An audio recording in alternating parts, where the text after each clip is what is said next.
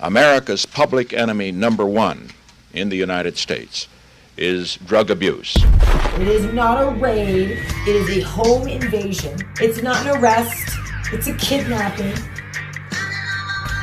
You did not commit a crime. It is necessary to wage a new all-out offensive.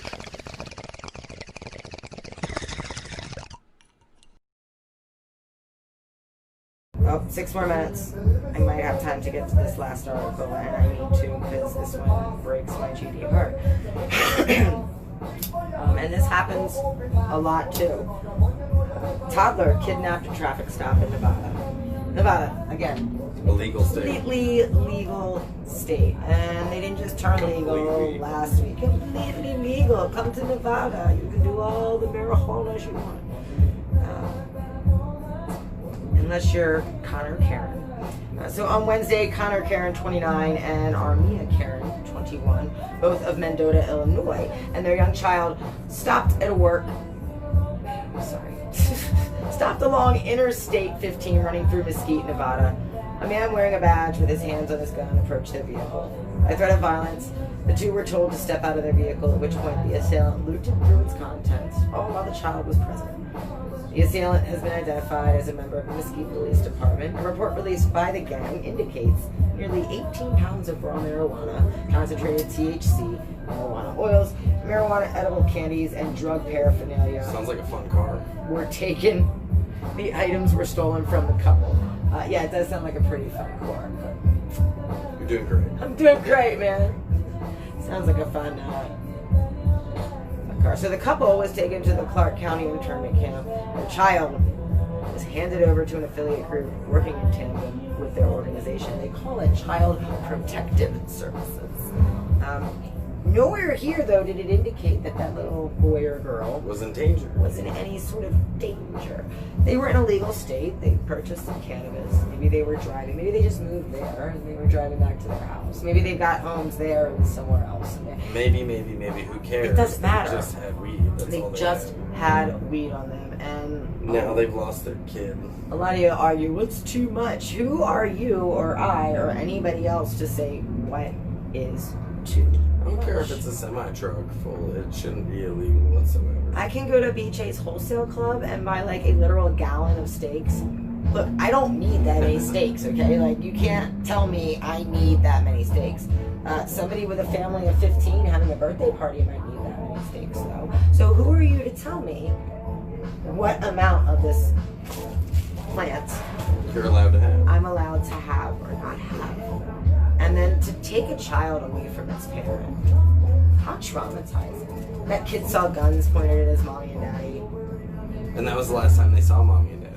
And who knows if And now they're or in some when stranger's house. they'll get them back. And when they do, if they get their kid back, they'll probably be under constant supervision by Child Protective Services. Meanwhile, their neighbors 3 doors down are beating the shit out of their kid, and CPS is nowhere to be found, which is generally the case.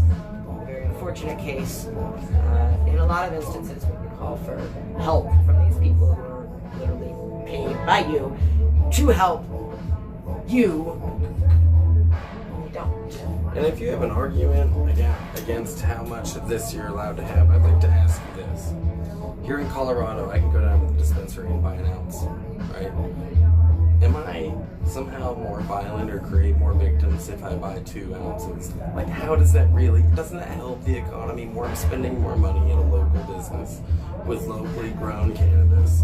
If I buy 2 ounces, like, if you limit how much people can buy, you're limiting how much the economy is transferring money from person to person. Unless in the case that it's limited by the dispensary, though. You can have limit on, you know, what your harvest then you is can doing. shop around for one that doesn't do that. You have a choice. You volunteer into shopping there. But the government takes that volunteer choice away. It's unfortunate, too. And even in the cases, like I said, see, you've got a brand new market on this one. You've got a brand new market, and you've got the little guy, right, that's just coming from nothing but has this passion for weed. So he gets, you know, together or whatever it is, and it's pretty cheap in Colorado, like California, I think. He throws down, but people are coming in his dispensary, and he's only got like 100 plants, let's say, right? People are coming to the dispensary buying an ounce at a time. He can't keep up with this. He's not allowed to tell them right now what the regulation is like. Walmart can be like, oh, limit 2 Pepsis on sale, okay? right? They should be able to do that because they know what their stock is and they want to make sure there's enough for all their customers and that they can keep up, because if they sell out, being out like for another 2 months before your next harvest comes in, You'll have to turn away destroy everyone. your business, Right.